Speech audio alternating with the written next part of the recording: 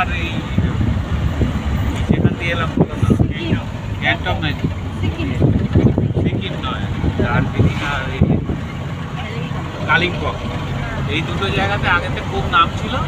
ঠিক আছে, এখন আর এখানে বরফও পড়ে না, ঠান্ডাও নেই, মানুষের লোকালিটি বেশি হয়ে গেছে, 12টা বেজে গেছে। হ্যাঁ হ্যাঁ, একটু ঠান্ডাটা থাকে, ঠিকঠাক মতো বেড়াতে গেলে ওই সিকিম ঠিক আছে, ওপরে চলে যাও। গরমকালে আসতো